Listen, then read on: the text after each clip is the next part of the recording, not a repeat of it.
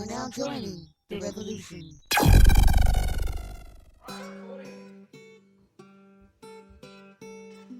Oh, double digits. Hello and welcome. This is exciting. Episode 10. We have hit the double digits of Be the Revolution podcast. As always, I'm joined with my sister, a.k.a. drummer, a.k.a. Daniella, a.k.a. Breeze. Say So hello. many AKAs. You know, Hey, there's how's so it many going? things. Who are you, though? I'm Josh. Yeah, I just Josh. play guitar. No and sing. KAs. Nah, a.k.a. Sam Trey. About the AKA. double digits, do you remember when you turned 10? It's a big deal because it's like, oh, you've hit double digits. And I remember when I turned 10, I was just kind of going along with it.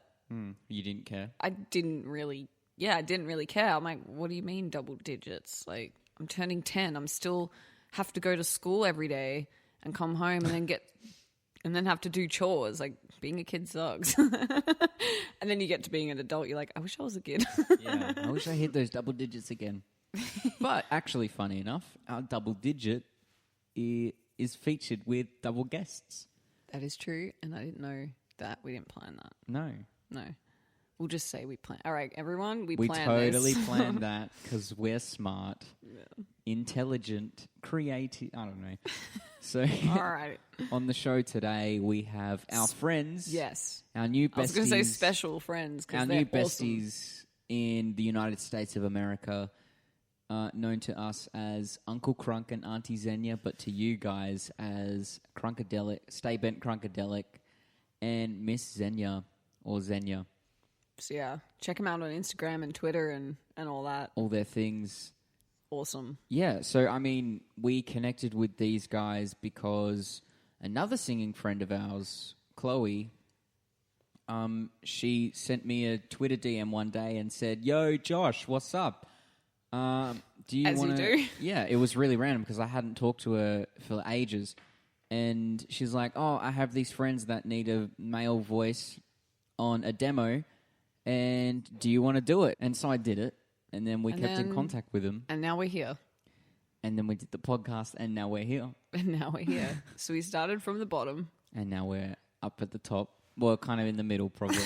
In the middle of the We're building. still at the bottom. We're in, we were in the basement, and now we're at ground level. And the elevator broke. We're stuck in the elevator. Yeah. No, but I absolutely loved this conversation. Yeah, Because me I'd never too. met them before. So Oh, that was your... Well, this was the first time it was like the first we'd time all spoken to each but other. we'd kind of been talking on Instagram and stuff. And like, it's such a weird world now. You just... It is, isn't it? Yeah. You just can... You feel like you know someone just because you've liked their pictures a few times in a row. And then you're like, yeah, we're friends Commented now. some emojis. Yeah. And they've commented back some emojis and like that's how you make friends now. It is, it's yeah. like, oh, we have a connection. Guys, we both did the peace emojis on each other's pictures, all right? We're besties. We're tight. Seriously, probably one of my... I know we've only done 10. Well, we've done more, but this is like the 10th one. But probably one of my most favorite conversations. Like Yeah. I've listened to it 5 times. That's not editing it. That's just because there was so fun. much that we spoke about. Well, they spoke about. We were just kind of there like, Listening. And like, Yeah. Oh, my goodness, no way. yeah, that's awesome. And I keep telling him, I'm like, I like message Krunk. I'm like, Krunk, I listened to it again. It's dope. He's like, sick. I can't wait to hear it. So And they're they've going to been be happy. asking you that. They've been like, when's it coming out? For like 2 months. Yeah. So, so good. So good. So yeah, if you are swinging by because you are fans of Krunk and Zenya, welcome. Thanks for joining us. Hope you enjoy the chat that we had. And if you're coming back for another time, thanks for coming back. Congratulations. Hope you guys enjoy it as well. It just sounds so like robot, like, thanks for coming. Yeah, I really appreciate it. All right, let's have a listen, and we will... See you on the other side. You will hear us on the other side. See, it doesn't sound as cool as Love every moment I'm not spending with you. I broke my lonely heart and I owe it all to you. Some might call it heartless, some might call it true. I am in the middle.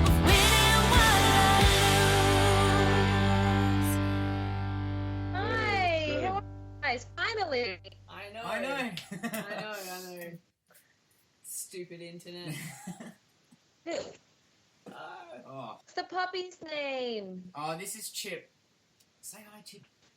Chippy, say hello. Hi, dear. Hello, Chip. Oh, look at Chippy. She's so cute. She got a haircut 2 days ago, and her hair was so Oh, long so cute. And it's getting really hot over here, so she was just like... all the time, just panting. Just looks like she's so happy. Constant time.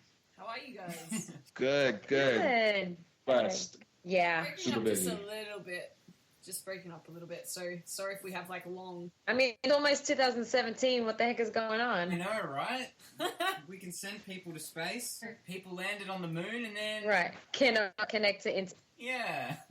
Some of the worst internet. I remember when I was there, it was so, like, it was such a struggle.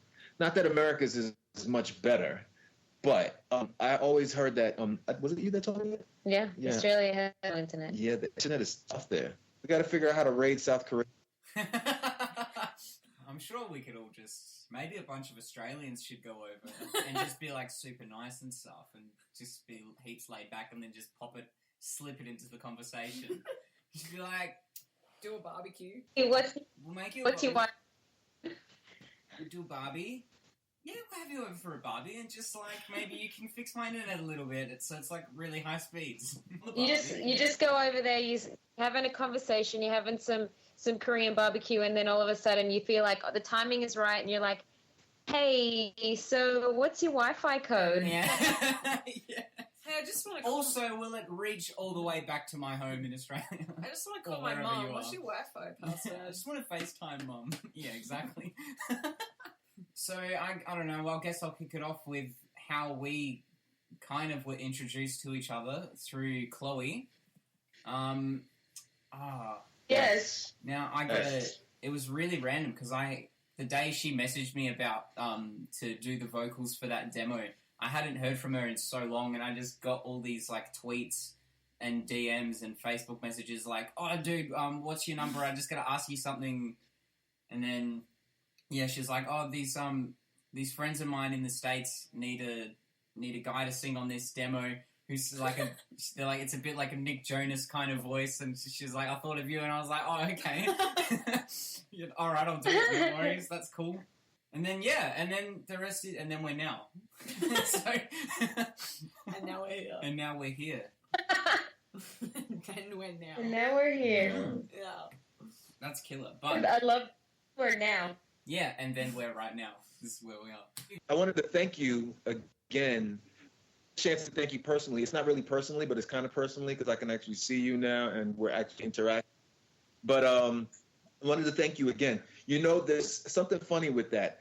I'm notoriously picky with demos and things of that sort, and I loved what you did to it. You just like a rock star. And you know, I said, you know something? I was like, I gotta make this more R&B. But I loved your background so much. I kept there. I actually even sang with you on them because I was like, they were so damn cool. I was like, you know, it was just something that you did. It was like, it was like you were singing backgrounds, but it was still like frontman stuff. It was really cool.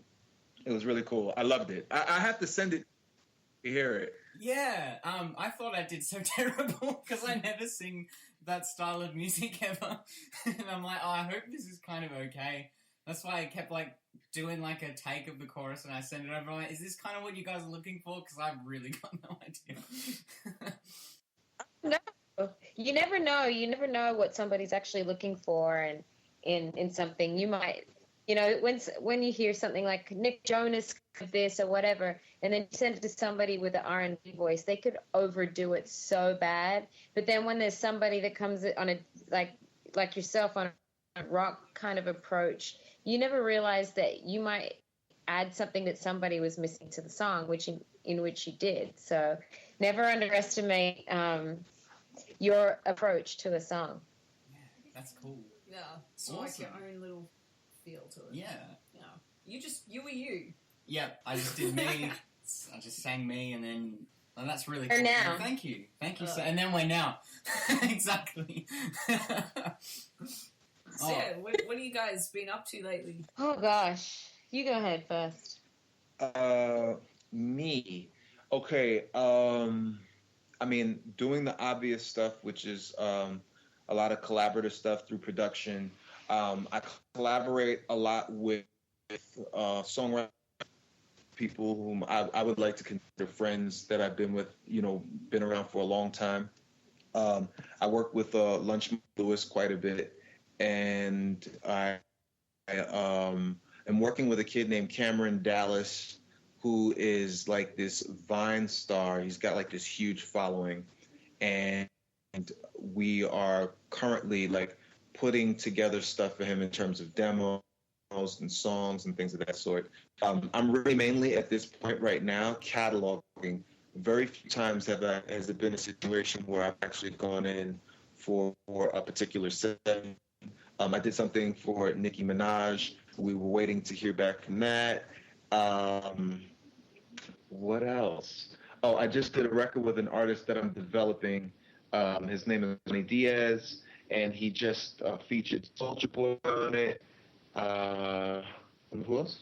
He's like he always creates his own ideas too. You've got your Yeah, that was so I have, so that's that aspect of it, and it's just consistently always, put with a bunch of other songwriters and producers, the Monsters and the Strangers, just Ben Billions, whom I haven't done anything in a bit, but we've been meaning to get back in to do some stuff, and so he's worked with The Weeknd and a bunch of people. So what I'm doing now, why I kind of changed my mindset with doing writing sessions and trying to pitch songs to just for album placements. Oh wait, before I get there, I'm also doing K-pop stuff too. So I'm doing stuff for Big Bang. I think Girl Generation, kid named Zion T. I think they're trying to pitch something to G-Dragon. So I'm doing that stuff too. And meanwhile, he's going to ask for that Wi-Fi code with the K-pop. that's the only reason I'm working with these people is because I just want. Yeah, for sure. But so He's doing it for all I got to do is just not say America, and I'll be all right. And as long as I keep that, as long as I keep that bit of Tourette's from coming out, I'll be good. I feel like an Australian made So up that term. the reason why. The internet made it up. What's that? I feel like an Australian made up that An term. Australian made it up? Because we have Straya. I would love to put it on. We don't even say Australia. Australia, America. It's a Yeah, little we just say Straya. Straya. Yeah. Sounds terrible. It is awful, that Straya. Straya Day. I don't like it, but I find myself saying it randomly, just like, yeah. At the beach, you just like, Straya. Why did I say that? Yeah, that's cool. No, so the whole purpose of why I kind of scaled back is I had like an epiphany a couple of years ago. I had been, doing records and stuff, and it just became really strenuous, and it was such a strain, it was such a pressure to try and keep up that commitment, and just the amount of time that I would spend putting energy into these records that, you're forced into a situation, you're forced into the room, you're forced in with the writer, you're forced in with another producer, and oftentimes you end up looking back and saying, you don't even know whether the record's going to make it. It takes 2 years sometimes for a record to even be finished. So by the time the record even comes out, you forgot that you wrote the record. So I went on this thing where I was basically just trying to find some purpose and really just kind of start focusing again on my songwriting. And during that time, I started panels and for a mutual friend that I had with, through some other friends. And he had a showcase called iStandard, and through that it's called beat camps and things of that sort. And what I would basically do is I would go and sit and I would listen to like a lot of the young producers, primarily hip hop and for that genre. And, I would just kind of break down their production and, just give them some feedback. And it kind of just lit something in me, because I felt like I was really doing something of purpose, and I was really kind of contributing back to the music. I was contributing back to, mankind in some kind of way, because I was helping somebody. And so it lit a fuse in me to create what is we call Krunk.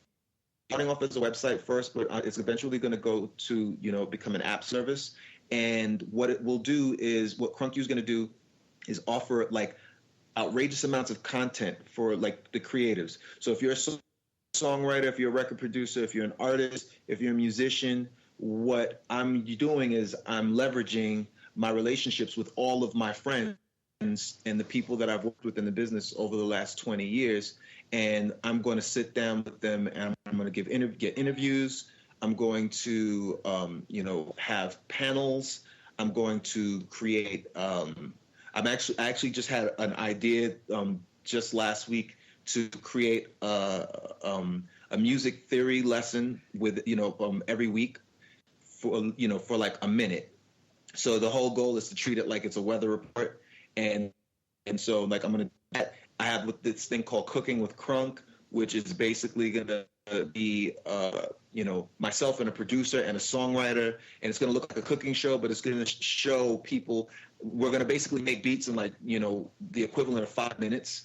And, we're just going to show the digital audio workshops that we're using and things of that sort, and the plugins we like. And, so it goes past me, and it kind of allows people to meet their favorite producer, their favorite songwriter, their favorite artist, and what is their workflow, So it's really just it's kind of more of like a TV show / educational thing that is going to, the whole goal with that is to really just kind of educate the creative community, because we don't understand, that it's the record producers, it's the musicians, it's the songwriters who create the actual soundscape for which these artists have the ability to be able to express themselves.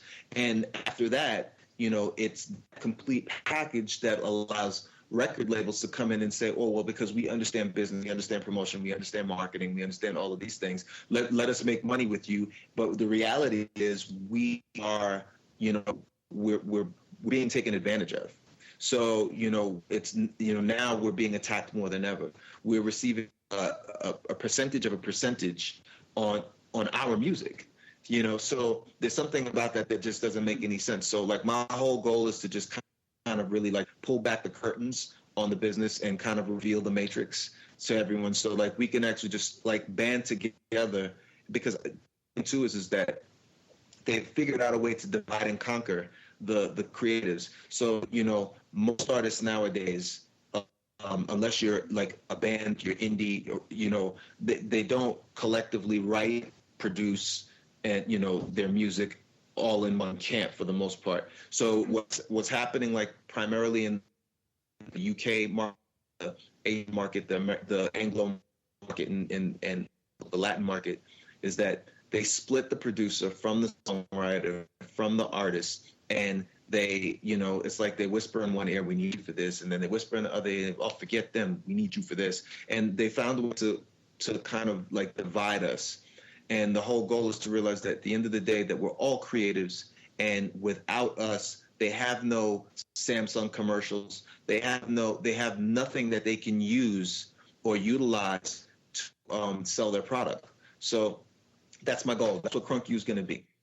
That sounds awesome. So, that sounds so cool. This is so true. Like, people, when they think of musicians in particular, it's kind of like, oh, so what's your backup plan?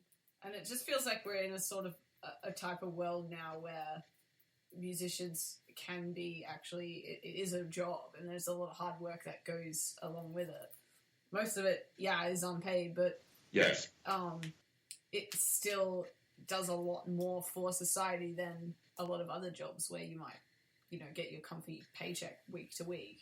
So I love that idea, because it is sort of revealing a whole amount of work that, a lot of people don't see. Especially like recording process, or even just the fact of starting a band and getting gigs going. Like the massive amount of work that goes into just doing that. people just get the final product. Absolutely. I like that idea because it's like, well, here's the whole process of it and how much effort goes into it. Well, it's very much with being like an athlete or anything of that sort. More often, most people who let's say in the first world, 98% or 99% have been taught, go to school, get an education, get a job, and that's that. There's this 1% of this population that's figured out somehow, some way, whether it was just kind of born in them or they just kind of stumbled upon it one day, which was their purpose. And by finding that purpose, you've already awakened yourself from a lot of, from an ideology that most people have, conformed to. So I kind of tend to look at that, background, like that 99% is kind of sleep, and because, as creatives, we have this ability to just tap into these frequencies and tap into these emotions that people have been very desensitized from because of environment. We've been told our whole lives, you're not supposed to feel, as a man, you're told you're not supposed to cry. You're not supposed to do this. You're not supposed to do that. You got to be tough. You got this. You got to be that. What about, just collectively as a people, just finding our purpose and just completely blinding ourselves to any other white noise that's being put in our ears? Could you imagine what the world would be like if we all collectively said, we're going to go after what makes us go? And not only are we going to do that, we're going to give that same energy to people. And we're going to do it with love, and we're going to do it with respect, and we're going to do it in faith. If there's a small, population of people who do understand that, but unfortunately, they control the rest of the world, and they've figured out how to suppress that. But if you can teach each other, like through like waking yourselves up to these things, and that's a big part of what Krunk U is too. It's in its own way, it's a very spiritual aspect. Us as musicians, it's very easy for us to tap into this place, right? We tap into our hearts, we tap into our feelings. We go and say, okay, well, we're gonna write a song about this. We're gonna, or an artist may paint that or dance this particular dance, but most people, they're too afraid. They're too afraid to express themselves because they view that as a weakness. And, we get treated the way we get treated. That's why they say, oh, go get a job, go do this, go do that, because they've been trained to believe that we have nothing to contribute to society. And by the time, and the only way that they feel like you're worthy is once you've kind of passed through all of the clutter and gotten yourself to the point where you can make a living. So that's what they see that you can make a living, but you're kind of screwed either way, right? Because if you're doing really, really well and they're looking at you and they're, say, supporting you because you have found a way to tap into their heart, this, the second that you do something that they don't like, they tell you suck, so it's just like, it goes back to this same whole ideology. So the whole purpose of it is to just kind of wake people up and to wake up our fellow creators.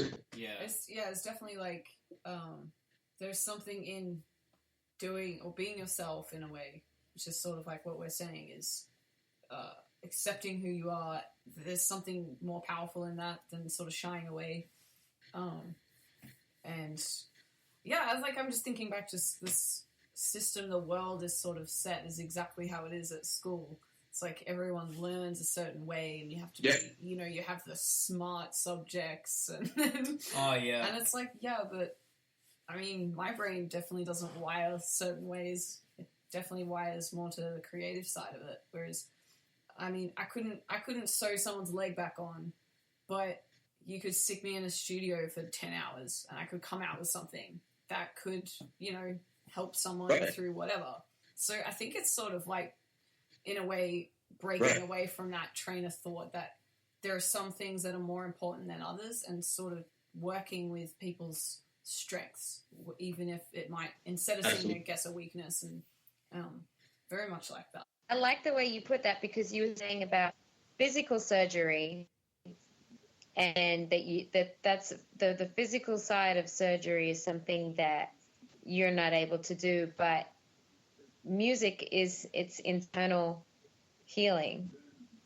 It's like vibrational healing. So what it is that we do is very significant in terms of healing. I mean, you even think about a surgeon. Some surgeons like to play music while they're doing surgery to calm them.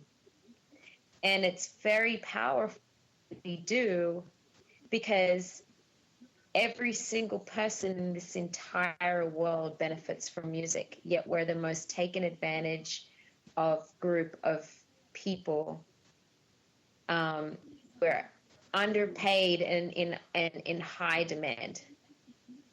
So very interesting, but get your no, you're good. I was gonna get your 13 songs on rotation, the same songs over and over and over again.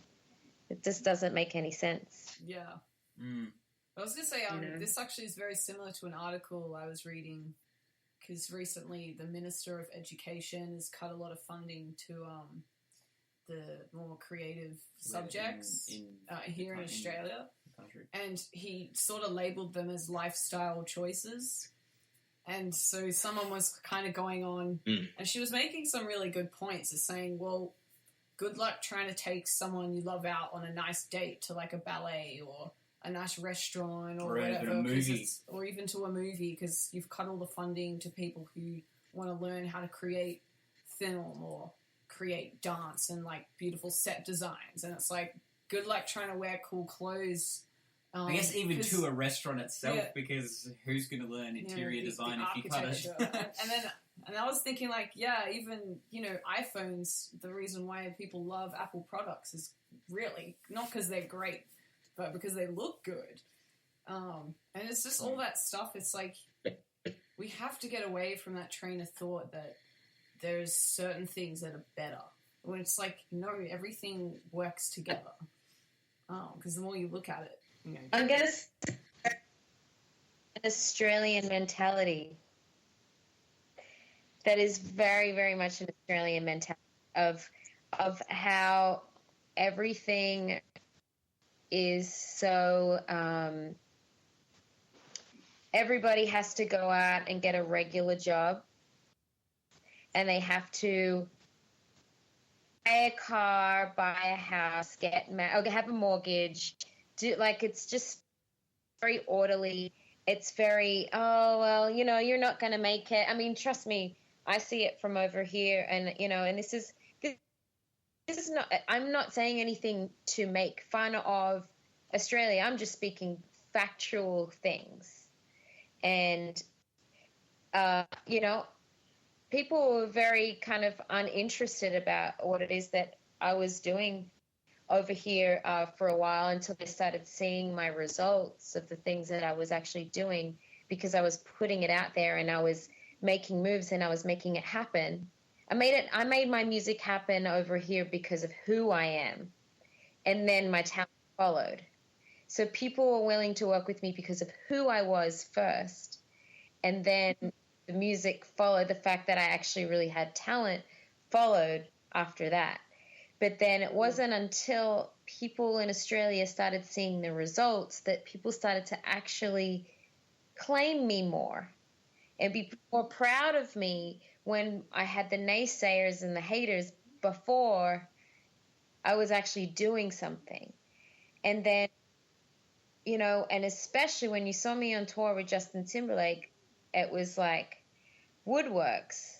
People were really coming out of left. I mean, I'm a very open and loving person regardless. So it's like, I figured they would come around or whatever, eventually they would come to senses. But I mean, I don't need everybody's love, or I don't need everybody's attention. But at the same time, it's interesting to see even some of the closest people to you that were the naysayers that eventually saw me do what I did.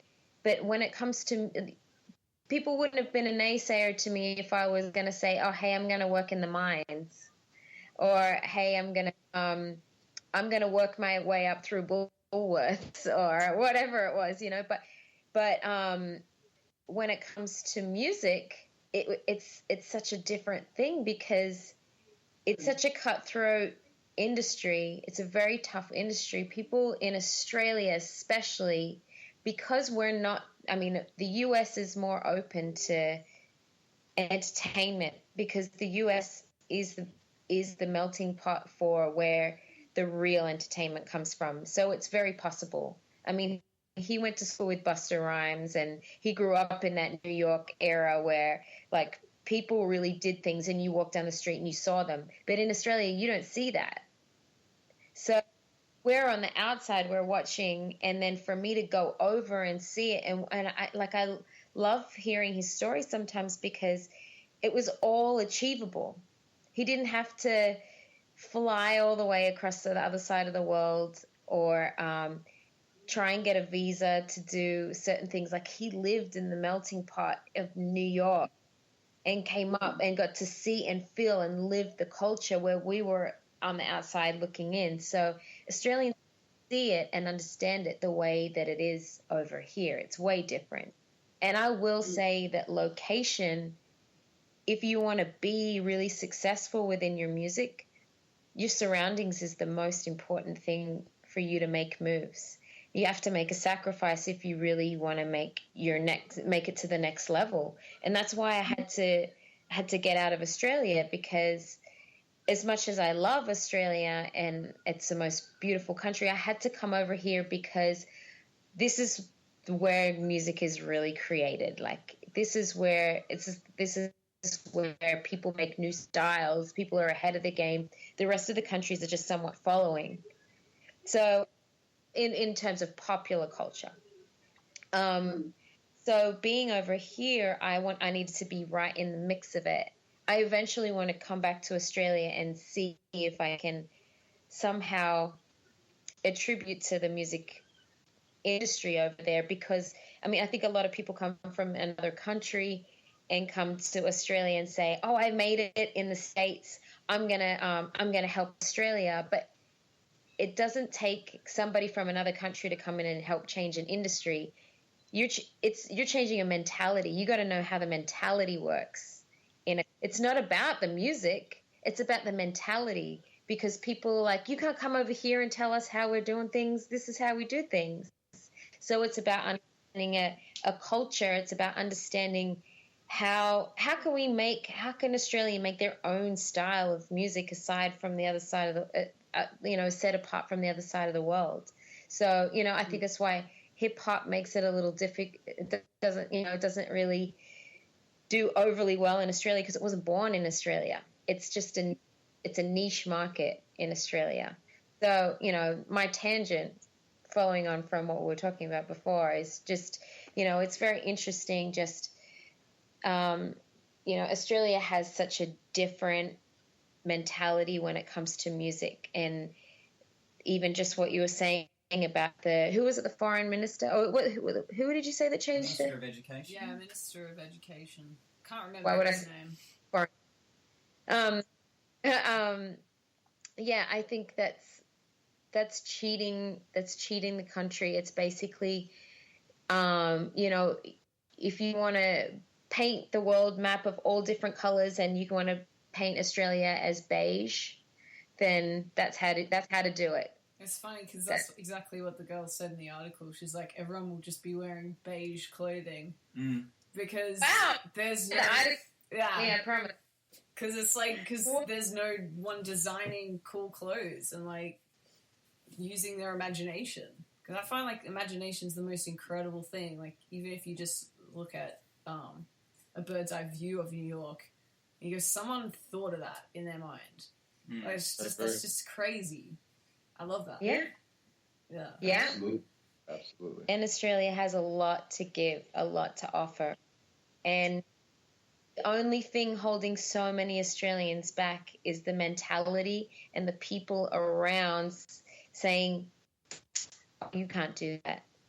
It's interesting because I think a lot of people, and I noticed just from a lot of things that I heard when I was touring with Justin, after I'd finished touring, they were like, well, she doesn't need us. She worked with Justin Timberlake. No, it's like Justin Timberlake needed the fans. I need my own support as well. It's not about who I've worked with. It's not about the one or two people around you. It's about the masses that want to support. So, you know, when people are personal with somebody in their own country, like even Kylie Minogue, she had to leave as a music artist, so as a pop artist. So, you know, and I don't say all this to disrespect Australia, because I have a lot of respect for Australia, but it's fact. There is tall poppy syndrome, and everybody needs to get rid of it. Yeah, for sure. I even remember being in year 10 at school. And I was it was in one of the design subjects I was in. And the teacher, it was like a substitute teacher that came in for like a couple months. And she just noticed, she's like, "Oh, wow, Josh, your work, it's actually really good. Are you gonna think about doing graphic design for your career?" And I'm like, "Oh, not really, because what I want to do is I want to be a professional musician, blah, blah, blah." And she's like, "Oh, now, you know that's very difficult, and I think you should have a backup plan." And I was just thinking in my head, like, was your original plan to become a substitute teacher? Like, do you realize that? So it was like, of course I didn't actually say that, because that would be a little bit rude for maybe a kid to say that to their teacher. But still, I mean, like, I always found that very funny. Like, yeah, but there's always been that mentality, even like just because we have been doing this this is our 10th year that we've been playing together, and just through those 10 years, you do, even though like they will, like, it's so weird. Some people will compliment you, but in the same sentence tell you that, "Oh, it's still very difficult though," and it's like, but you know what? I don't want it to come easily, because then you don't really feel like you've ever earned anything. Like, we hate it when things are going too smoothly. Oh, when something's so smooth, we're just like waiting for something to go wrong, or waiting for the challenge. Something's up. This is too easy. Yeah. It's usually followed by a nice good kick in the face. So. We're just waiting for that, just bracing ourselves. That's, I mean, I definitely pay extra attention. Like when I got on this tour, I pay extra attention. I'm like always on time. I'm always practicing when I come back. Like I've noticed in not really necessarily, like, my band's very professional, but I feel like so many times I've seen people like they kind of disregard things, and I'm like, no, I worked way too hard to get here. I'm going to the best that I can be. No one can ever say that I don't put in effort, because I'm attentive at all times. So, and yeah, I think that kind of attitude is what stops people, I guess. Well, what's your backup plan going to be? Because then they go, okay, well, you obviously are investing so much into it, and you live and breathe it. That's just. And you know, I never really had a backup plan myself. It was always going to be this. And I think, you know, to get into what I've been doing lately, I think I've actually kind of fallen into somewhat of a backup plan through doing something that, you know, a little gig that I was given was basically, I was asked to make a jingle for you remember Happy Harold? Remember he used to come to school. He's that giraffe. The giraffe, yeah. The dentist. That was creepy. So we have they've created the government have funded this company in Melbourne. This tooth, his name's Smiley, and he goes to the schools and he teaches kids about dental hygiene and to not, you know, to make sure they brush their teeth. And I was asked to write a jingle, so we both put together this really dope jingle, and it's so good. It's about like not forgetting to brush your teeth, and it was so good that like a few kids have kind of been listening to this jingle and asking, like toddlers, and they will not brush their teeth without listening to this jingle at night. Like for hearing it one time, they can sing it back to you. And my fallback plan, I'm currently, like, I was just talking to Krunk about it last couple of weeks, because even at the studio, they were like, this is so good. And other people were like reaching out to me like, what are you doing? What is this toothbrushing thing? So I'm putting together this whole album. We're going to like make all of these songs and put it together and make a kids album of like with our style of music, of all, you know, kids stuff, because it's, you know, like we don't want to deprive the kids of good music. They don't need to be listening to like fairy stuff all the time. We need to give them a little culture within the music. So we're putting together a real modern style, you know, urban pop fusion of our own made up kids songs. That is so cool. I would probably buy that album. It's not to be In your head. For sure. You know, the thing about it is, and not to like counter what you're saying, it's like, you know, it's really not a backup plan, because it's still your purpose. If anything, it just shows growth in a different way. You know what I'm saying? Something that you may not have thought about doing when you were 15 or 20 or 20, you know, 25 or anything of that sort. Like it just shows that progression. You know, sometimes, you know, and this is the other side of being, and I want this to be like understood too, because I'm sure we've all gone through it. You have this thing where, because of the naysayers, because of the haters, because of the people who've told you no, you have this outstanding, like laser-like focus to succeed in that particular, you know, just to kind of like thumb your nose at everybody and be like, I told you I could do it, right? But then, you know, what I've experienced is once you get to that particular pinnacle, right, you start to look around and you first and foremost, you realize you probably haven't even reached where you could really, really go. And the only way for you to really know that is to actually reach that level, right? And once you hit that level and you just kind of turn around and said, all right, I spent my whole life to get to this point. And so I could look back and say, I did it. And then you say, now what? You know what I'm saying? And you kind of lose that's that scary. motivation. Like you have to find a different motivation, It's like you were so focused on that, and then your priorities also shift within that. Like you don't want to thumb your nose. The people that were the naysayers, and they don't really affect you the way they used to anymore. And then all of a sudden it's like, I was doing this to thumb my nose at everybody, and now like I don't feel like doing that anymore. No one's hating on me, you know. I mean, but you know, and that's when you really start to learn, like there is something in you that if you can just channel it the right way, you know. And again, even as musicians, we've learned to be duped, right? And we are duped by the people who tell us no, right? And we're duped by the system that tells us what we do is not important, right? And that's what we use as the fire. But have something so much stronger in us that allows us to contribute so much more.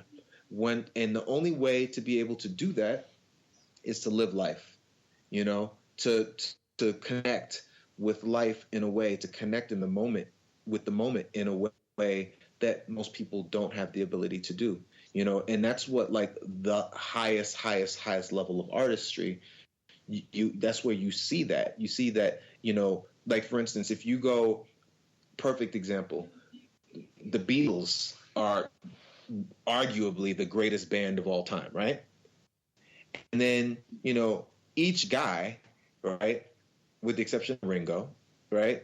No, but Ringo had an amazing pocket. But, you know, each guy went to do, like, amazing things. Like, the boundaries that they leapt over, collectively as a band alone, was like, whoa, right? But then you take George Harrison, he decides, like, I want to do something more. And he goes off to India, and he goes and gets a guru, and then, you know, and then he starts learning the sitar with Ravi Shankar, and then he starts, you know, connecting with the higher power, you know, connecting with God on a different level. And, you know, that undoubtedly affected the Beatles, for their, what was the Let It Be album, right? Because that influence was the very thing that allowed them to really, really achieve their greatness as a band. And I think that that's something that we have never had, that up until a certain point, like, you could be a great band, you could have achieve all the success, you could do really cool stuff, and then you don't realize, like, there's so much more in you, and it's just, and once you realize that, then you turn around and you kind of look around at the people who tell you no, and it doesn't really affect you as much anymore because you're not motivated by that. You're motivated by yourself. It's a one pony race, at the end of the day. So yeah, I think that and to piggyback, because I know you have to let them know more of what you're doing too. I was getting there. No, I'm sorry, but I think that the United States, oftentimes there's this, shroud that makes it seem like, we're so awesome. We were cutting funding to music programs and art programs 25 years ago. What you guys are going through now, you're starting to suffer those effects, and you're starting to see that, which is why it's so much more important to really collectively as a community now really put a stop to the bleeding, So, but anyway, I'm done. Krunk out. Mic drop. That's it. Tell us a bit of your childhood and sort of what got you into music, and I guess we start with you, Zenya. So, I have 4 older brothers, and they're 8. The youngest one is 8 years older than me. The oldest one is 13 years older than me. There's 2 in between, and they're all super into music.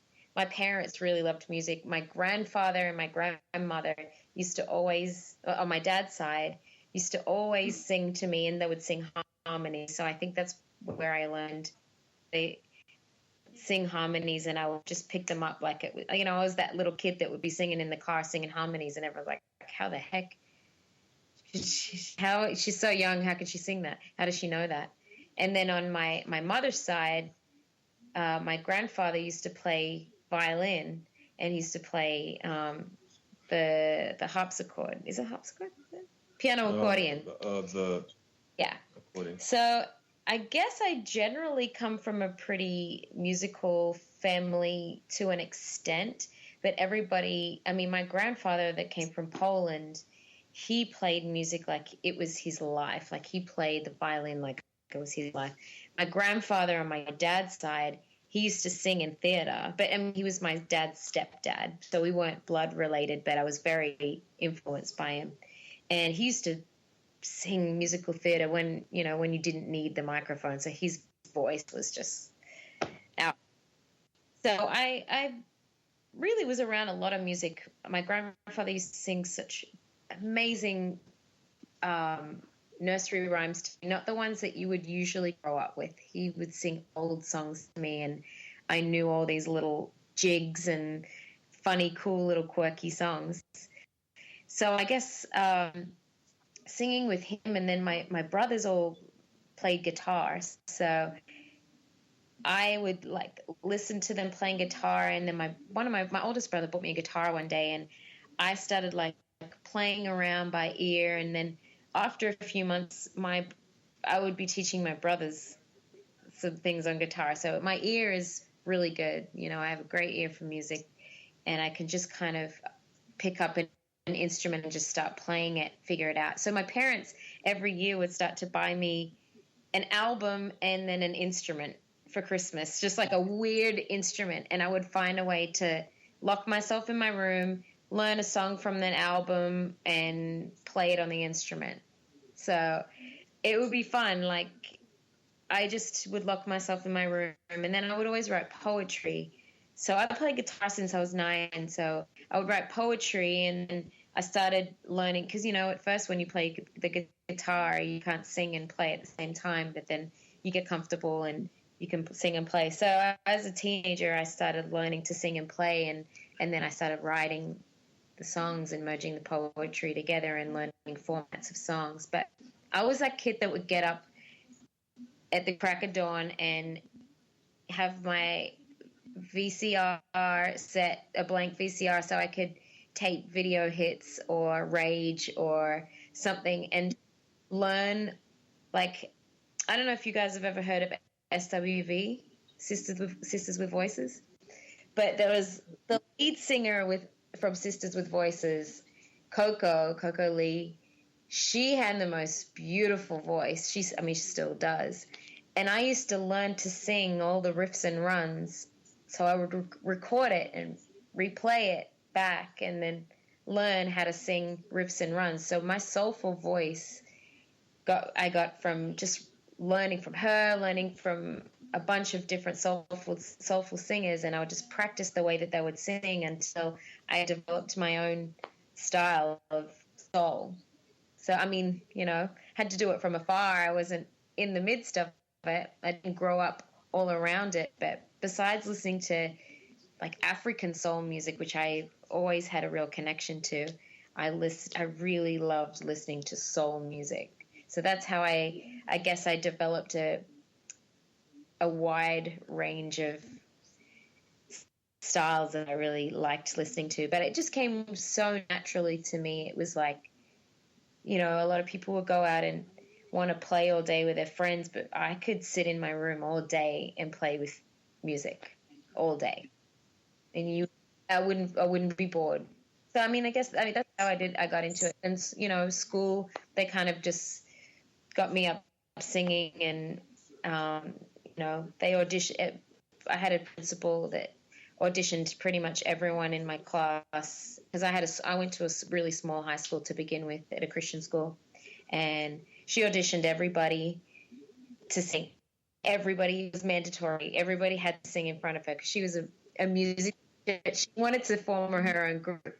So I sung in front of her, and she was like, okay, very good. She didn't want to toot my horn or anything, so she's like, okay, great.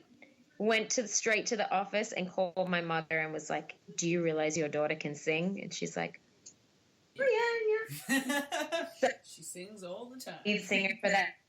She kind of got me singing in front of people. So my first concert was in front of probably 400 people. And I used to have a little mousy voice until I started feeling confident. And then you just couldn't get me off the stage, pretty much. That's the thing, like, just that first time you have to play in front of people, just the whole ball game changes. Absolutely. You're just like, what are all these people looking at me for? Okay. And they won't know if you made a mistake or not, but it's just that, But now I always tell people, I think half of the battle is actually getting up there because not many people are brave enough to be there in the first place. So they're all looking at you like, wow, you're brave. So that's half the battle. And then the other half is actually just, nailing it and just and the one thing I've learned even just through working with Justin, he doesn't expect everything to be perfect. He just expects it to be real. So you don't have to like nail every note precisely. I mean, it always helps, but as long as the feeling's there, you'll notice that every one of our shows that we ever did was kind of different, but the feeling was always there. I really we watched the Netflix special. We loved it. Oh, it was awesome. It was awesome. It just looked like you guys just had fun all the time. Yeah, we had a jam session and a whole bunch of people turned up every night. So I think people love that because you go to watch bands and stuff just to relax and have fun and just forget about everything and just be drawn into this whole completely different world. And I kind of wish. Did he come to Australia for that tour? Yeah, he did, didn't he? Oh, we should have gone. Why didn't we go? We didn't do this. we were in Radelaide. Oh, damn it! We actually have said a couple months ago now that whoever's coming, like, don't question. Should we go or shouldn't we go? Can we afford it? Just go. Just go. Just go. Because we should have gone. Damn it! Oh, next time. You'll get another chance. that show, but another one, I'm sure you'll get another chance. So, I mean, I call that job my paid internship. Yeah. Nice. Yeah, definitely. Yeah. I can't believe I even get paid to do something so fun. Yeah. It's so much fun. I love I think it. that's why it's like partly the reason why a lot of people sort of try to stop you from doing it, because they go, you can't have that much fun and it be your job. That's not right. I sometimes hate waking up to work in an office. You can't be having fun every night. And people are complimenting you all the time as well. Yeah, it's you know what though, we're bold. We follow our dreams and we follow our inner child, and we do what it is that we love to do. Unfortunately, there's bills that need to be paid in the meantime, but as long as you can, you don't have to stress about that, and you can still do what it is that you love and still make time for it, then you're not cheating yourself out of anything. You know, sometimes you'll be up, sometimes you'll be down, sometimes you'll be on this whole amazing ride, you know, but that's, you know, you go on a world tour, and one of the dancers on the tour said something so profound. She's like, you know, you can go on a world tour. They'll pick you up right from where you're at, take you all around the world, and they'll drop you right back where you came from. Better figure out what it is that you're going to do before you get back home to keep the momentum going, because you might miss your chance. That might be that one thing, and you can get so much out of a tour than just the tour itself. You can get so much for yourself just by being on that tour. But if you don't use that momentum, you're going to get dropped right back where you were, and life's going to go right back to normal.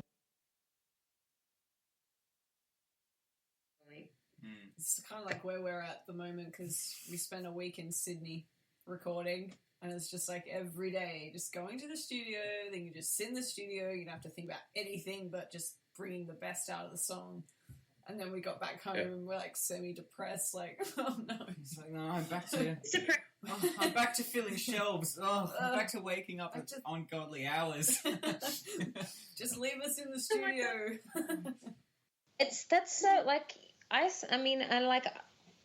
pride myself on being really honest. Like, I'm not going to sit up here and tell you, like, oh, yeah, I'm the best because I toured with JT and worked with Jay-Z and done all these. Like, I've had my moments of, like, woo! But then I've been dropped right back where I was left off. And I'm like, oh, my God, my plan that I figured out isn't working. What am I going to do? And it doesn't always work. And it can be depressing. You think about, I was away for 2 years on tour, 4 nights a week, 80% of the year. And then all of a sudden the tour ended. And then I'm not on stage in front of people every night. I'm sitting at home trying to figure out in Miami, like, oh, crap, what do I do? Like, I tried to figure out what I was doing with my EP, and I personally inside wasn't, you know, you go on a tour like that takes a lot out of you. And I'm like very broken inside. I was going. I was physically, mentally, emotionally, spiritually, like burnt at both ends. And I tried to attempt something that I wasn't ready for, and I can be totally honest about that. I wasn't ready to do that. I'm really ready, because I feel like I've built myself back up again. I'm learning more. I had to learn myself all over again, because you surround yourself. It's a very interesting, I won't say that it's not the real world, but it can be a little like, you know, just remember, you're not the man, you're the man behind the man. So, you know, and the man, you got a long way to go. So I have to find myself pushing and weaving through all of this facade and realizing, like, no. Be real with yourself. Like, preparation, you got to prepare, but you can't just prepare musically. You have to mentally, emotionally, physically, spiritually prepare, because you're going to give so much. Like, even I was just watching Justin. He gave so much. Like, we gave a lot, but I look at him and I think, wow, he carried us all through. We were there to help, but that's a lot of strain on one person, and he's the focal point. But even just the energy that an audience draws from you, like you're basically conducting the audience to have a good time. If you see for a moment you're losing them, you got to figure out how to give some more of yourself. So, you know, it's a lot, and that's why I call it my paid internship, because I look at it and I think, wow, there's a lot more to this than I can imagine. I could have ever imagined. So, you know, I at the moment, in terms of, you know, my EP now, I'm getting back into it. Now I kind of am ready. Now I know more of a direction of what I want to go. Now I know how bad I want to do it and the plan of how I'm going to attack it, how I'm going to distribute it, how I'm going to do all this. But there's so many things. You can't just think, oh, I make good music, people are going to buy it. Or I make music and I'm going to make money from music. No. It doesn't really make money like that. So you got to figure out, who am I? Like, who am I, and what am I besides my music? My music will bring people into me, but what do people want? What can people get from me? What can I give to the world from, like, all of who I am, not just my music? So that's the things that I had to learn in terms of, like, you know, yeah, I know you asked a total other question, and I segued all the way to this point. I don't care. I'm loving hearing This is all awesome, this. yeah. Yeah, but you know, like, you know, we often find as musicians that we have to fake that we're doing really good. Sometimes we're not doing good, but that's okay. As long as you know that you're dope and you're gonna do something about it. Sometimes you're just not gonna have a great time trying to find that way. You know, I find 2015, 2016 were beige. And like, I want to next year, or towards the end of this year, I want to start to brighten it up. Like, there's no time like today. Tomorrow it could all change. But it's just about, like, pack your shelves, do what it is that you got to do to pay the bills, but don't deprive yourself of doing what it is that you love in the meantime, because you got to feed your inner child, you got to feed your spirit. His dad said the most amazing thing about, what's this expression your dad said about your inner child? He would say that it's really important for you to listen to your inner child, because when you don't, the second that you don't, it will continue to nag you. Or have a 10. It will nag you and continue to nag you as long as possible until you actualize it and confront it. Yeah, that's so true. That's so true, yeah. That's all. I like that. I think my inner child has always got something to say. So it talks back. Yeah. Always, yeah. We act like children anyway, they say we are. Especially like whenever you hear like backup plan or, oh, that's great, that music thing. Or Yeah. or you can't, whenever we hear you can't, we're just, you get that inner child going, yes I can. Who said I can't? Yeah. It's great. It's great, yeah. Always listen to Yeah. Yeah, I always have that when you hear someone saying like, "Oh, that's not generally how it happens. You can't really do that." I just I always have. It's almost like that Barney Stinson from How I Met Your Mother, like challenge accepted kind of thing. It's just like, I bet I can. I bet I'll find a way to do it. Yeah. I think like some of the coolest advice we ever have been given was like, learn all the rules and then just break them all. We're like, yes, let's do it. Oh, he wrote that on his cap day. Oh, Yeah. what? That's crazy. I haven't been on Yeah. today, so promise. I didn't get that from you. It was- We might think alike. It's true. It's true. You know, it's funny. You know, you speak about your inner child and stuff, right? I'm just grabbing a water. 1 second, Joel. My inner child. Yes, babe. Thank you. My inner child is a bit of a warrior, and pardon my French for saying so. Like, pretty much anybody who's ever told me no, and it's like, "What's your backup plan?" I'd be like, fuck your backup plan. Like, there is no. And the only thing I'm doing is what I'm doing. And if you don't like it, I'll see you when I see you wherever I'm at. You know what I'm saying? And I think that that's worked really well for me. But, you know, only because there comes a point where you really start to listen to yourself. And that's the thing that we don't do. You know, we worry too much. We worry too much about the things that have been put in this world to worry us, right? And we spend too much time listening to everybody else and not enough to ourselves. And there is, like, you know, I find the space where I'm at, where I meditate a lot. And I just get to a space where it's just like, you know, like some athletes call it the zone. And it's like you enter this like rhythm where you don't hear anything else, no matter how loud it is. No matter what anybody has to say to you, you don't hear it. And once you're in that space and you're giving off, once you're aligned in that way, you start giving off that energy, you feel invincible. You feel like you don't care what anything, you know, what anything or anybody has to say. You just know and that's really faith at its greatest. Is the ability to, you know, God has given us the Spirit, right? And He's put Himself in all of us. And we're such fools, right? We worry about out here, and He's given us all the answers in here, you know?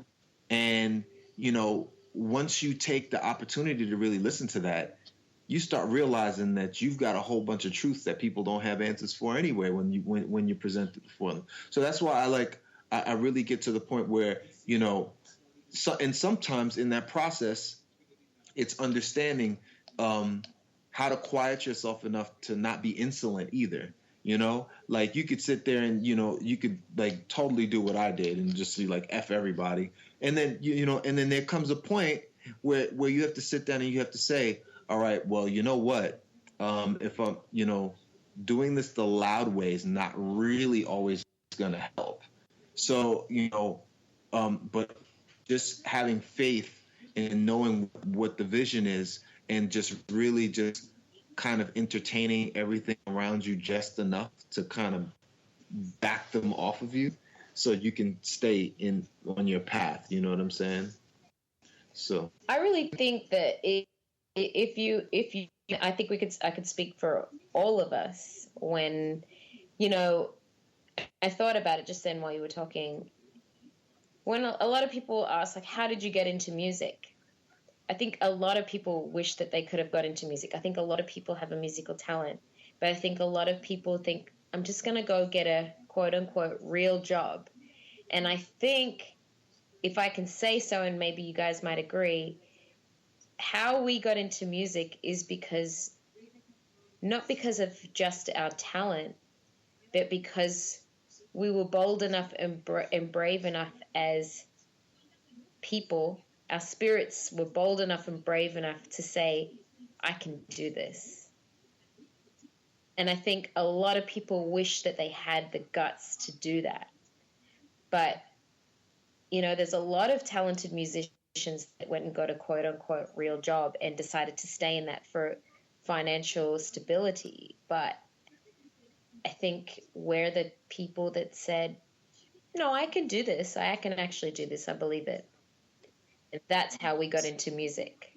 Because everybody's into music to an extent, you know. There's a lot of musicians there's a lot of singers out there that are not singers. They can just kind of string a song together or have a bunch of people write songs for them.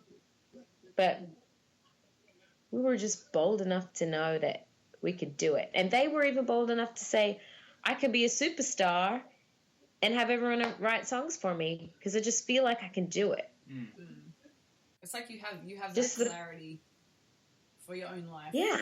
So whenever you hear Yes. that sort of stuff, you kind of go, yeah, but you don't really understand. 'Cause you're not inside my mind right now.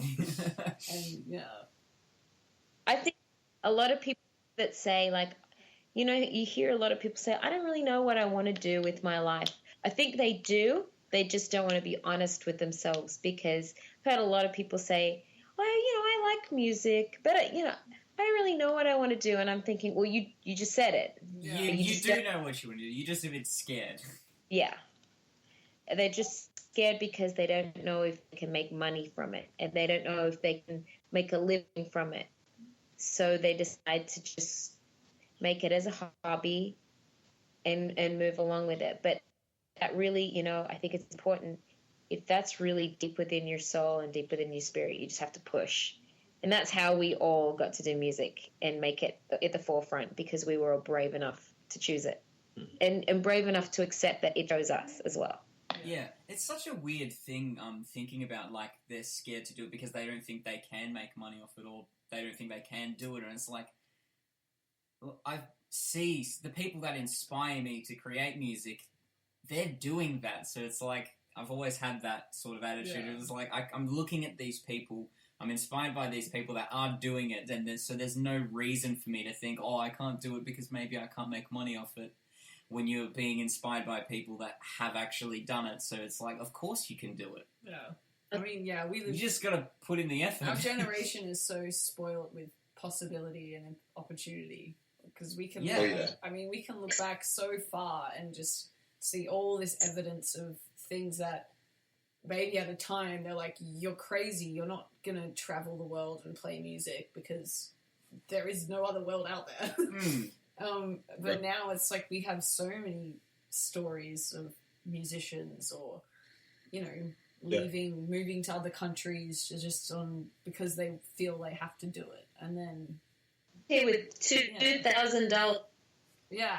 I- See, What the heck? I love hearing stories like that, because it just does, in a way, affirm that, like, not everything is about money, and, like, safety is bullshit.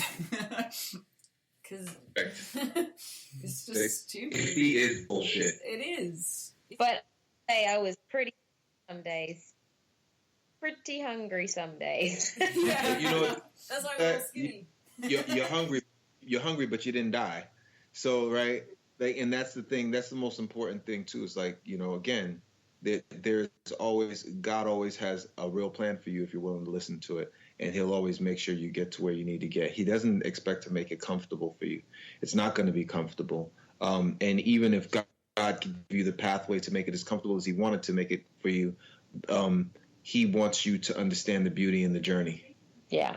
And there is a beauty in the journey. There are miracles in the journey. You don't realize it. You don't realize the days that you're hungry. You don't realize that, you know, maybe to distract yourself from being hungry, or maybe because you're so hungry, you write the song that changes your life about being hungry. You know what I'm saying? And then it's like, you know, something that you would have never anticipated to be that way. Or maybe it's the song that opens the door that, you know, to where your destiny is meant to lead you. So, but you have to be awake your eyes have to be open to understand that and know that, oh man, this really sucks today. But you know something? I'm thankful, because this is leading me somewhere. I don't know where. I know where I want to go. I don't know where this is leading me, but I'm going to just appreciate it. I'm going to appreciate it and be thankful for it, for what it is. Yeah. You know, and yeah, it just changes a lot. There's not a lot of things out there that force you to think that way.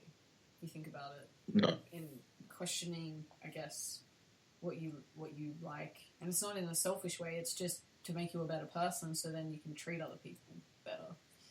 Absolutely. Some of the most influential people in history.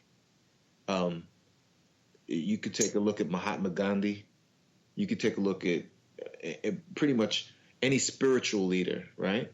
They're foregone all possessions, and then you sit there and you say, well, how does a person like that, you know, you look at him sometimes. I know when I was a kid, I would be like, man, you could have been rich. You know what I'm saying? Like, you're sitting there saying all this stuff to people. You could have done whatever you wanted to do. These people follow you. And, but then you realize if they didn't, and if they didn't lock into that space and kind of just, look at it and say, okay, I see what this is. I know the easier way to deal with things, but I don't want to do that because there's something that's way bigger out here than just that. So I'm going to go this route. You know what I'm saying? And I think it's something really, really powerful to be said about that.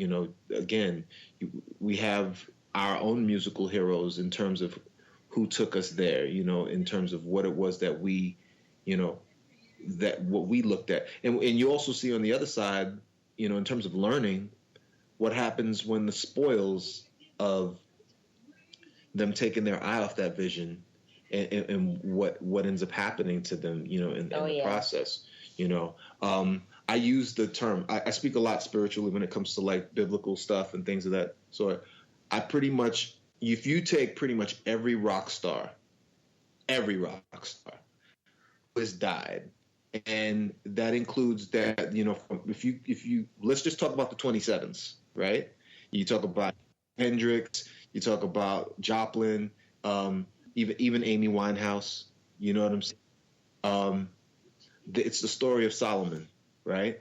It's the ability to say, God gave you something, and you looked and he gave it all to you.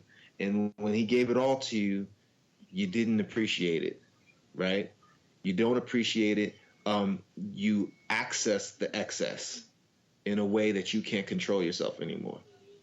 And it gets taken away from you, And, we all go through that in different degrees. You could have money and it could be gone, You could, get completely caught up in any other, it could be women, drugs, whatever it is. You can get completely caught up in it. And it happened to Marvin Gaye. I mean, there's a there are very, very few people in this business whom are still standing today after that kind of success, and it's because it's that easy too. You know what I'm saying? The pressures, the things that, I'm not sure if you guys know, but Kanye West was just put on a psychiatric hold. You're talking about a guy whom he has been talking about as long as I can remember, the culture, the art, right? And I love that about him, right? But he's also worth $160 million, right? And, for all the money that he's made, he misses his mom. He lost his mom to this business. At this time of year. He lost his mom over plastic surgery. You know what I'm saying? And that's something that he probably blames himself for, because he's probably the one that was financing that lifestyle, And when you see guys go through that, Amy Winehouse was a personal friend of mine, and I saw what she went through, and I saw the things that she would go through, and all for the sake of this expression. So you have to remember and understand how much of a gift and a blessing it is, and how precious it is, and how much of a responsibility that while we're having this whole other conversation about, say, screw the system and stuff like that, we also have a responsibility to really make sure that we keep ourselves as, I don't want to say pure or wholesome, but as genuine as we possibly can, so that we may be able to continue giving this gift back, for again, Yeah. Yeah. Regards to like Amy Winehouse, we play her record a lot, and yeah, it still breaks my heart to hear like such a voice. It's like, oh man. Which album? Back to Black? Yeah. Is it that one? I think the one we've got is like a greatest hits one that Mum bought one time, because yeah. There's only really two. Or the Lioness Chronicles, Frank. which was, and you have Frank, and then you have Back to Black. Actually, Back to Black last month was the 10th anniversary. Wow. 10 years, yeah, right. It was again, to see her. It was a very special. You didn't see many like her, you know. And the funny thing is, half of Back to Black was recorded at my cousin's house. Yeah, so he had produced half the album, and Mark Ronson did the other half. So it was, you could see, you can see special, you know, even amongst all of us, right? You know, we all have that thing, and then you just look at some people who they just emanate something really, really, really big. I mean, and I believe that we all have that ability. It's just that for whatever fantastic glitch it is, they just have zero filter, you know, and it translates itself into some level of genius, you know.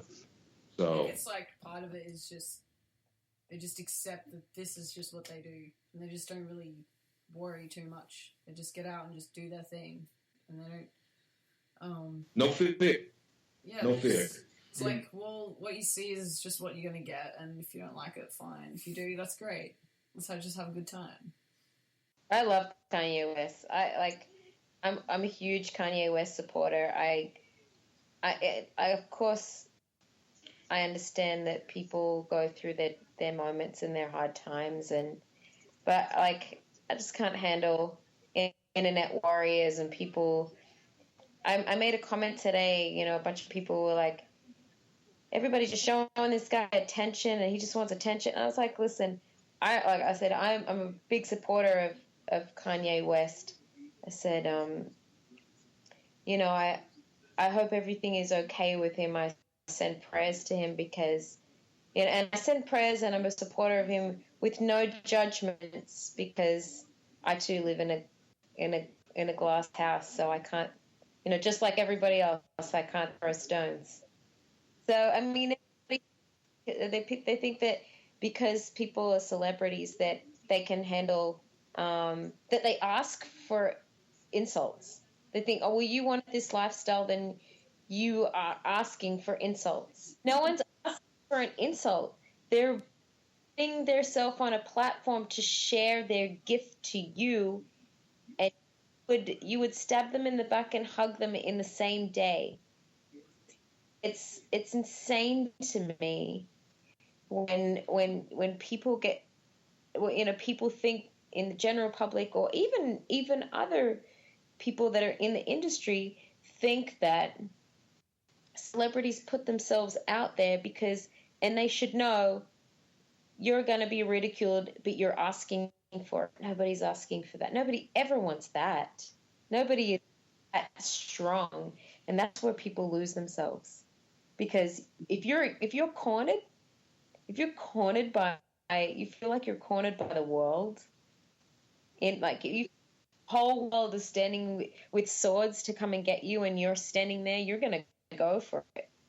And I think that's where celebrities get to. They're like, all right, fight or flight. I'm going to fight. I'm going to go with everything I got. I'm going to push through. I'm going to try and make a difference. I'm going to go down, and people are going to remember me. Mm. It's just sort of like a fight that will just, no side is ever going to win, because it's just people's opinion. And Yeah. like you can just see where it's got us.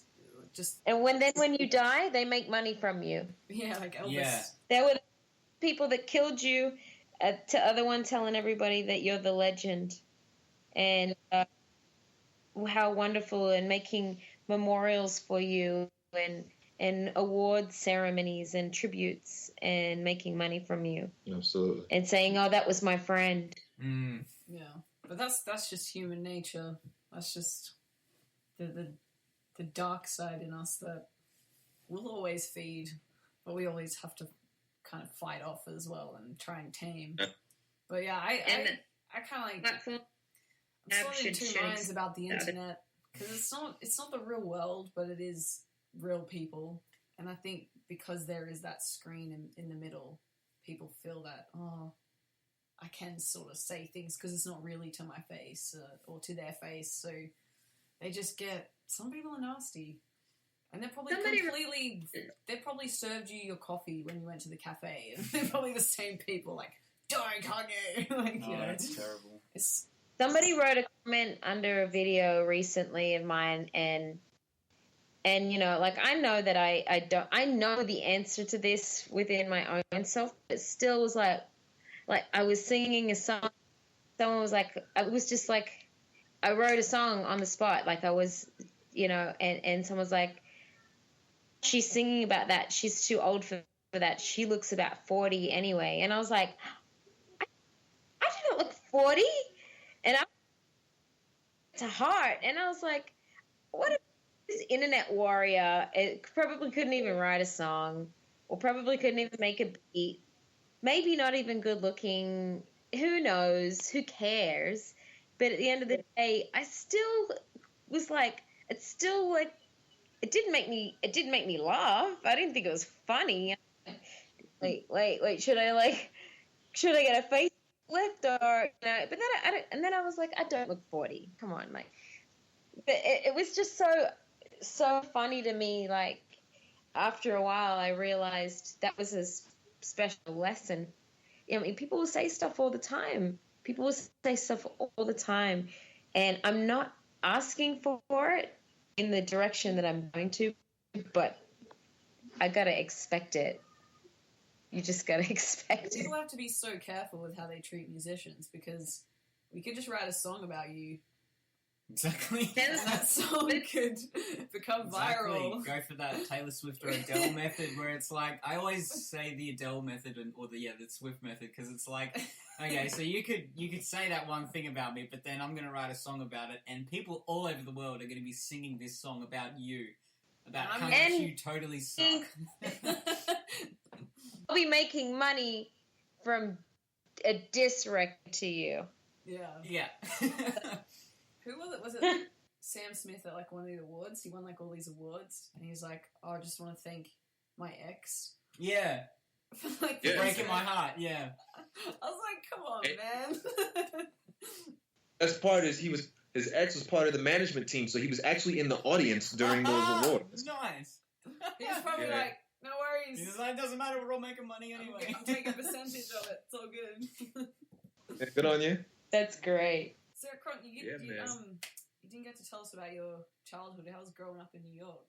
Because we've never been to New York, but it's one place that we just really want to visit. New York was where the time that I grew up was a combination of really, really dangerous and really fun at the same time. I think that, you know, what always is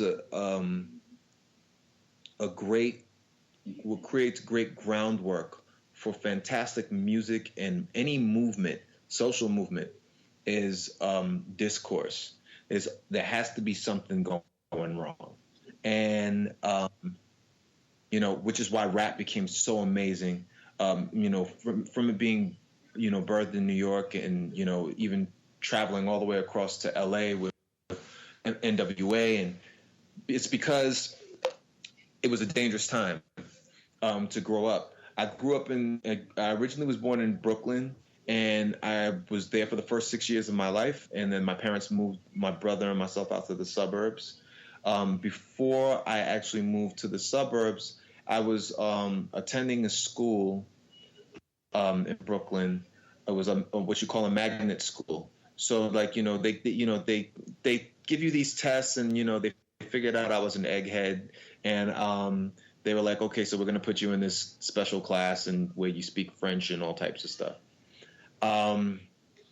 But in that, I had this thing. There was always just this thing about me, you know. I couldn't sit still. I had the issue.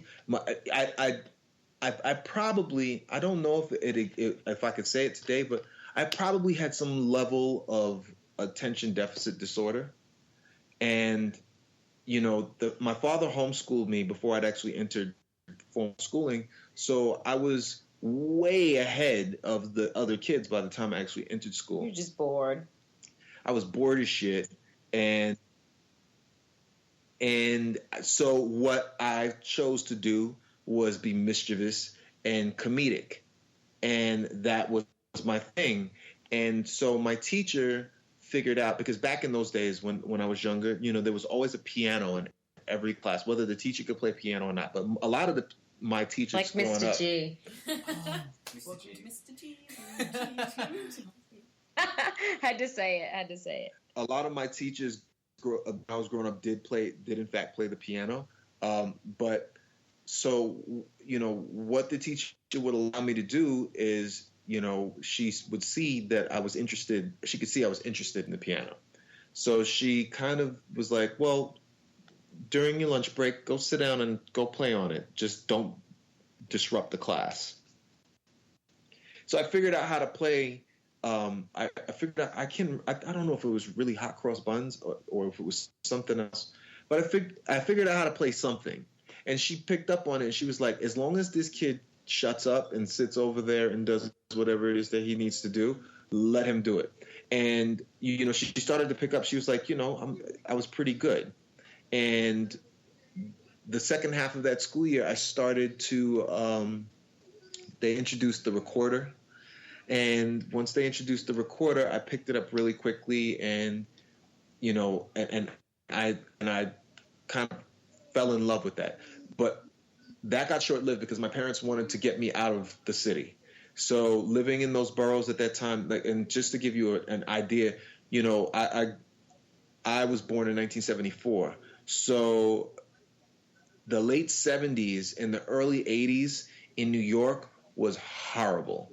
There was a massive, the city in itself was a massive financial crisis. There were so many things that were going on during that time period, and ironically, which ended up really being an integral part of what birthed hip hop. And it was just that frustration, that angst, the lack of opportunity, the lack of jobs, and it started to create this thing. So my parents decided to get me out of Brooklyn and move me to Long Island. Long Island, it was an oasis compared to being in the city. I had a backyard. I lived in a house. I had a room, and and it was very racially diverse. So I had a very good I had a very good childhood growing up, and then by the time I hit about 11, my parents are from Haiti, so they're very strict. They were very strict. They didn't want me listening to rap at the time, so I would have to sneak it and listen at my friend's house or listen at my neighbor's house. So what I really could only listen to was top 40, and so that's where I got top 40 and soft rock, right, and alt rock and glam rock and all of that stuff. So I got a lot of my through osmosis, I got a lot of my exposure to songwriting through pop music and through all of these listening to all of these fantastic songwriters, listening to Carole King, James Taylor, Carly Simon, just all of the people across the board. And then I would be sneaking out the house and I would be listening to rap music. And right around the time I turned 10 or 11, everything completely changed. As bad as it was, crack cocaine really became prominent, and it affected the whole United States. It decimated the country. And what it created the opportunity for people who had nothing to make money, right? And in that, you would see you would see a lot more than most kids, even being from the suburbs. You would see a lot more than most kids would have to, grow up seeing. So I say all that to say that had a dramatic effect on music. And that was also the latchkey kid era too, where parents would be out working all day and the young kids would come home and let themselves in, and be a little more independent than kids are today? Yes. Myself and my brother are 2 years apart, and very independent because there was nobody to, my parents were very active in our lives, but even if you have 2 hours to yourself. Wait, how far apart are you in age? 3 years. Yeah. Yeah. With 3, 4. So okay, so you totally get it, right? Like if you all you need is this much space to create chaos when you're a kid. And, so 2 hours a day was more than what my brother and I needed to wreak havoc in our house. So that had a really resounding effect in terms of how we grew up. And don't get me wrong, because again, my childhood was wonderful. I look back and I'm so grateful because I can't see my kids having that same kind of Oh, childhood no today. way. And and I'm forever grateful for it. But it had a dramatic effect on music, the social, and keep in mind too, when I was born, I'm coming out of what was like the civil rights movement, on the tail end of that, and and there was just a huge social commentary that was happening musically at that time, all the way across the board. If you counted the hippie culture, if you counted R&B, you counted rock and roll, everything was just really like socially conscious and had a commentary. So that our parents being influenced by that was something that got into us as well. And so by the time I was like 12, 13 years old, I started getting in trouble. And in the trouble that I was getting into, it was one side of just being just absolutely mischievous. But then on the other side of it, it was just really like looking around and be like, yo, it's messed up out here. Like, it's really messed up. Like, and, we would see, and the way to express that would be through the music. So rap shot to the forefront because it was really telling the stories that we knew. It was creating a scene. Yeah, and it was there was a problem with the inner city relationship, and the police and the establishment. There was a problem with drugs. There was a problem with unemployment, and these people were coming out and saying things that were speaking directly to us and completely riling us up. And we had amazing outlets. We had MTV, which at that time was the go-to for a lot of things. But then what we couldn't get from MTV, we had what was called Video Music Box. We had a couple of channels, depending on where you lived in the boroughs of New York, that you had access to. So with that, again, growing up in Long Island, there's a running joke in New York City, right? They say if you're from Long Island, like, it doesn't count, right? So it's like you have the 5 boroughs. So the 5 boroughs are, Brooklyn, the Bronx, Manhattan, Staten Island, and Queens. So if you're from Long Island, and the funny part is Queens County and Brooklyn County are actually on Long Island, but they just don't count themselves as Long.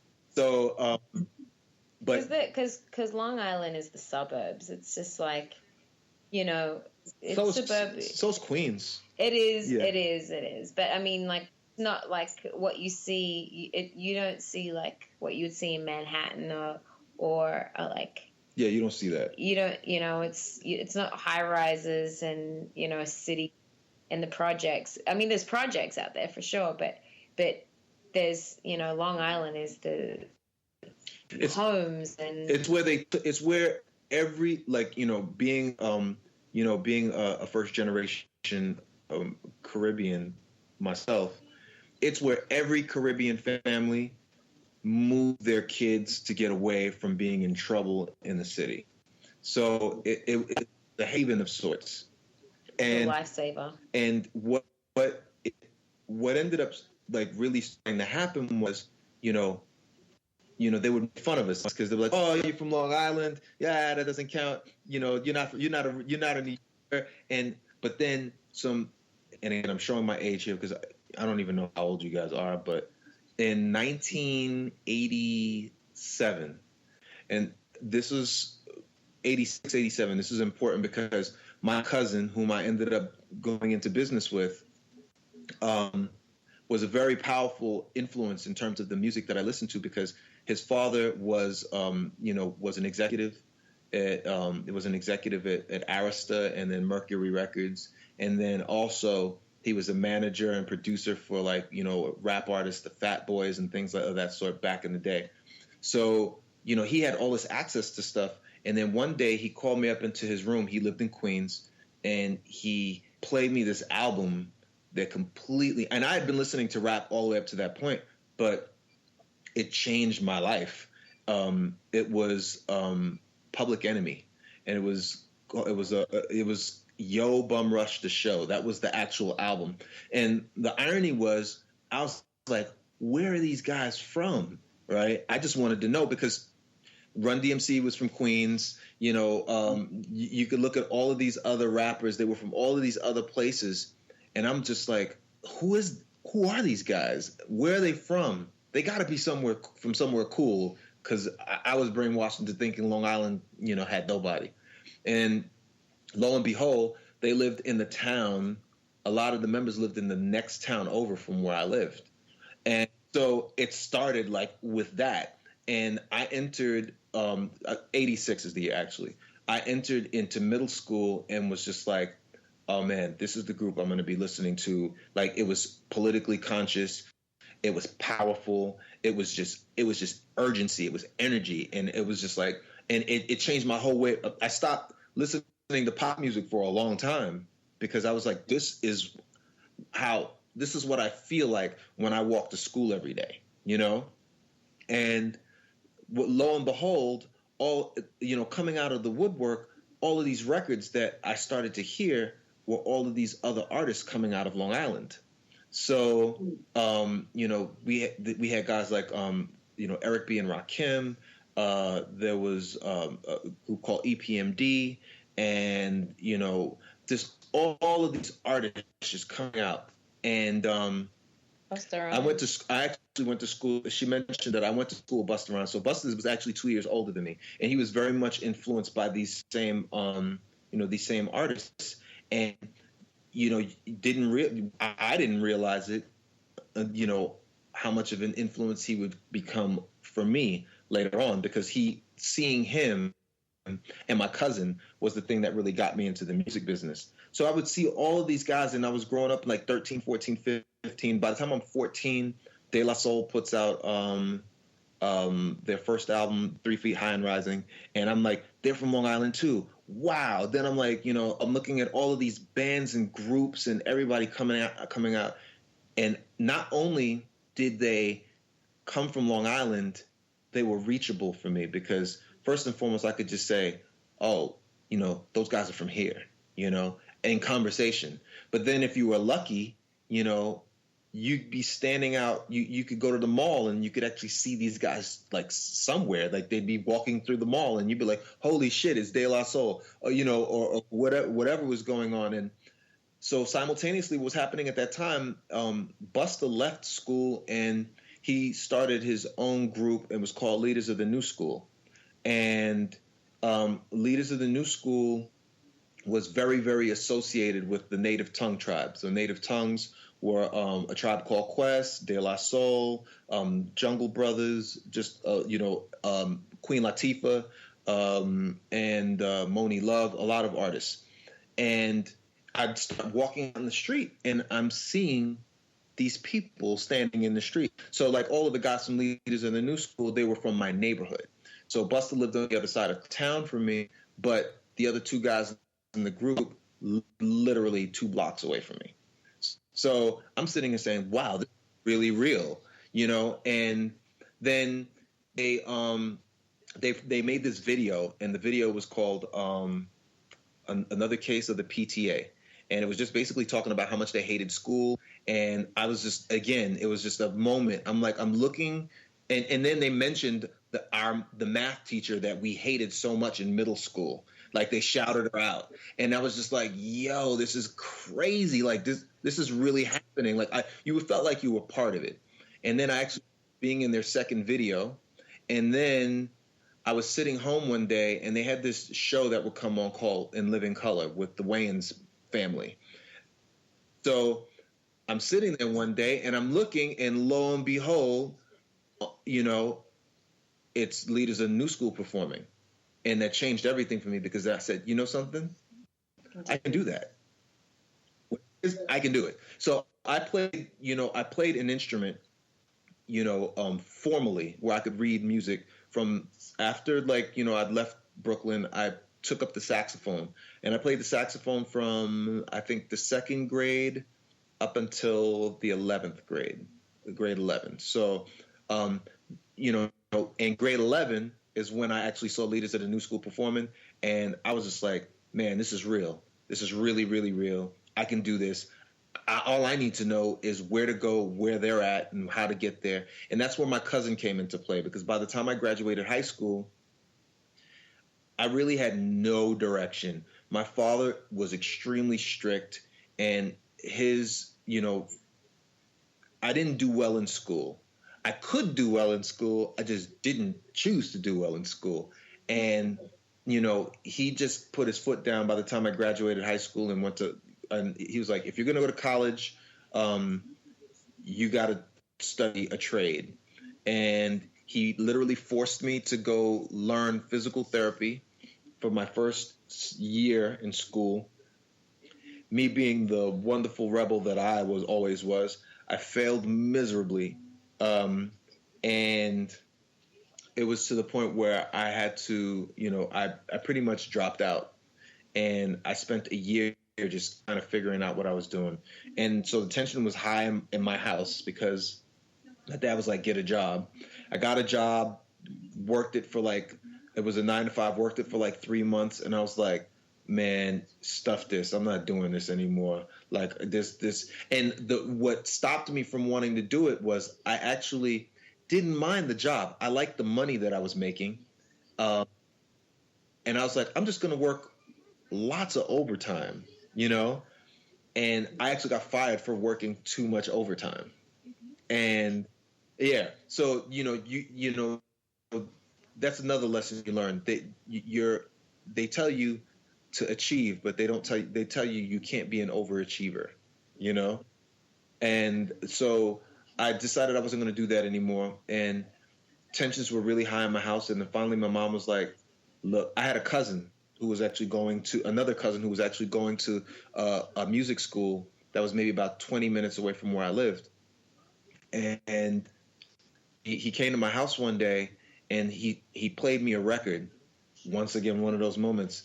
And it was Wu-Tang Clan's Protect Your Neck. And I was like, what the fuck is this?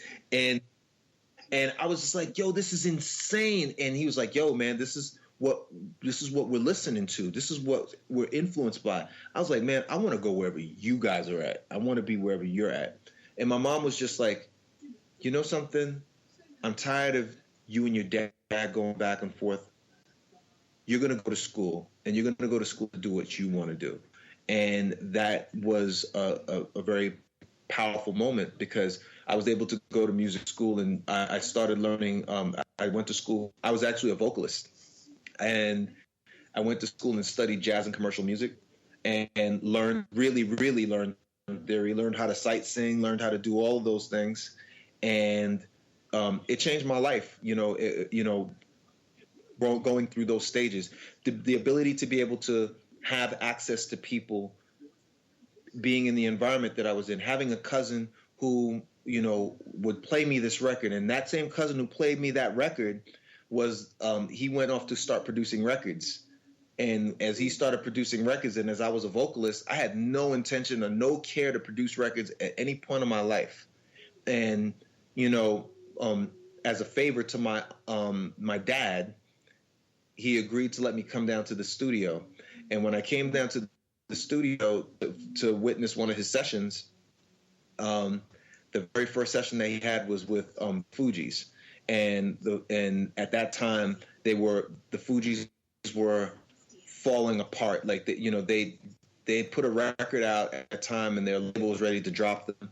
And my cousin did a remix for them, and he sampled like a Christmas album. And when he took the sample, whatever it was, it introduced Lauryn Hill, and it was the thing that made everyone be like, yo, Lauryn Hill and Wyclef, whoever these guys are, they've got something. And, it allowed me to want to keep coming back. So all of these people that were in my life at these particular times, all and being in that environment formulated me to be in the position that I was in today. And sidebar, the cousin who played Protect Your Neck for me, was Smith. Yeah. She ran into my cousin randomly because he's the manager of Walmart, right? Marshalls. Manager of Marshalls in Miami. I was with my friend, and she was buying a bunch of stuff. And I don't even know how we got talking. I don't even remember what he said. And this was in Miami. This wasn't in New York. And he said something, and he said something. Maybe it was about he was Haitian or something. No. You said, are you from New York because of his accent? Oh, I see, from New York. And then he said, yeah, I'm from Long Island. Da da da da da. And I was like, my husband's from Long Island. Where from? And he's like, Uniondale. And I was like, what school did you go to? And then he started. I mentioned his name or something like that, and he goes, "That's my cousin." I was like, "Oh." Yeah, but that was my bringing up. I was very, very blessed to have, people have stories, and people's stories sometimes are just of, completely overcoming all of these adversities, and there are stories where you just happen to be in the right place at the right time. And, whether it was my cousin or whether it was the era that I grew up in, all of the things that were happening at that time brought me into that realm. And, as a vocalist, I went from, he sat me down one day and was like, you should think about producing records. You really do understand melody really well. And he's like, you're pretty good. And I don't play anything well, because I just refused to. I refused to practice for whatever reason it was, but I always had the ability to get my way around and really come up and formulate, a complete thought, and have a vision to get to that complete thought. So that's how I grew up, and that's how I got into what I got into. That's awesome. So how did you guys meet? Oh, we met a mutual client who, she is a singer, but she was an actress on Degrassi, and she was coming from Canada to work with my writing team, and I didn't know she was working with another writing team. And she's like, I've never really been to New York. We should go shopping or something like that. We should go shopping in Soho. It's like, cool, all right. I'll meet you down there. And so I went down to Soho, and, I never used to not wear heels. Like, I didn't care how much I had to walk. I would wear heels every day. So I would dress to the nines, hair, makeup, outfit, everything, heels. Like, I would be ready to be somewhere just at any given time, because you never know when you're going to end up, where you're going to end up, especially in New York. Like, so at least, be somewhat prepared. So I went down, and I was in this tight little black dress, sunglasses, my hair all done. And she's like, oh my God. She's like, Krunk's going to love you. And I was like, who's Krunk? She's like, it's my producer. He's across the street. He'll be over soon. And then him and I got talking, and we ended up being really, really, we just got along really, really well. And we ended up being friends for like almost a whole year before we even thought about like dating. We were so terrified of ruining our great friendship. So we, I think, that's why we hesitated for so long, and we started to be overly attracted to each other. We're like, we have such a good friendship. We don't want to ruin it. So, I mean, it worked out clearly, but that's how we became like best friends first. Oh, that's cool. Yeah. Well, yeah, we don't want to take up too much more of your time because No, it's that's been fine. like an hour and 53 minutes. That went by really quick. Yeah, I know, it did. That one definitely went by. But yeah, it was great. Thank you so much for having us. And You guys for wanting to hang out with us, and yeah, really appreciate that. But yeah, hopefully we get to meet you in person. Yeah, yeah, we have plans No, to it's- come and visit early-ish next year, so Yep. I'll definitely let you know. all right.